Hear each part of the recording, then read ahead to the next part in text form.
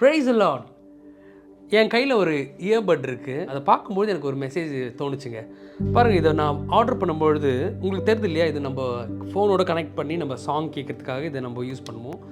இதை நான் வாங்கும்போது இது கூடவே ஒரு சின்ன பாக்ஸ் எனக்கு கொடுத்தாங்க. அப்போது அதை பார்க்கும்பொழுது எனக்கு என்ன தோணுச்சுன்னா, இந்த பாக்ஸ்க்குள்ளே இருக்கிற வரையும் தான் இந்த இயர்பட்டுக்கு பாதுகாப்பு. இதை நம்ம இந்த பாக்ஸ்க்குள்ளே வைக்கலைன்னா இது ஒன்று நசுங்கி போயிடும், உடஞ்சி போயிடும், இல்லைன்னா எங்கேயாவது தொலைஞ்சு போயிடும்.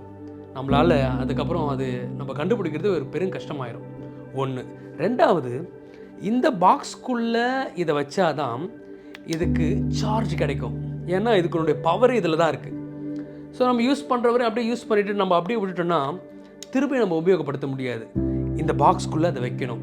இந்த பாக்ஸ்குள்ளே வைக்கும்பொழுது அது திருப்பி நம்மளால் உபயோகப்படுத்த முடியும். இதை நினைக்கும்பொழுது எனக்கு என்ன ஒரு தாட் வந்துச்சுன்னா, இந்த பாக்ஸ் தான் தேவ பிரசன்னம். இந்த பூமியில் நம்ம வாழும்பொழுது இந்த தேவ சமூகத்துக்குள்ளே இருக்கிற வரையும் தான் நமக்கு பாதுகாப்பு. இந்த தேவ சமூகம் தான் நம்மளை பாதுகாக்கும். பிசாசின் கையிலிருந்து நம்மளை தப்பு வைக்கும். பொல்லாத மனிதர்களிடத்துலேருந்து நம்மளை பாதுகாக்கும்.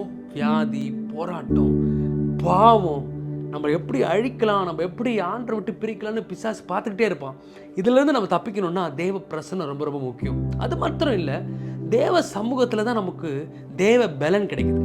அந்த தேவ பலனை பெற்று இந்த பூமியில் இந்த தள்ளப்பட்ட இந்த பாவம் நிறைந்த இந்த பூமியில் நம்ம அந்த பாவத்தை எதிர்த்து நாம் வாழணும்னா தேவ பலன் ரொம்ப ரொம்ப முக்கியம். தேவ சமூகத்தில் தான் நம்ம சார்ஜ் ஆகிறோம்.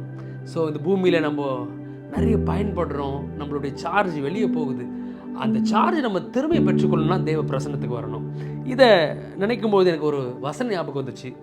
91 சங்கீதம் வசனம் 1-3. உன்னதமானவரின் மறைவில் இருக்கிறவன் சர்வ வல்லவருடைய நிழலில் தங்குவான். அவர் உன்னை வேடனுடைய கண்ணிக்கும் பாழாக்கும் கொள்ளை நோய்க்கும் தப்புவிப்பார். உன்னதமானவருடைய மறைவு என்பது தேவனுடைய சமூகம். அந்த சமூகத்தில் நம்ம இருக்கும் பொழுது பிசாசனுடைய போராட்டத்திலிருந்து, வேடனுடைய கண்ணியிலிருந்து நம்ம பாதுகாப்பாய் வாழ்ந்து ஆண்டவருக்காக பெரிய காரியங்களை செய்ய முடியும். தேவ சமூகத்தில் இருங்க, பெரிய ஆசீர்வாதங்களை பெற்றுக்கொள்ளுங்க. God bless you all.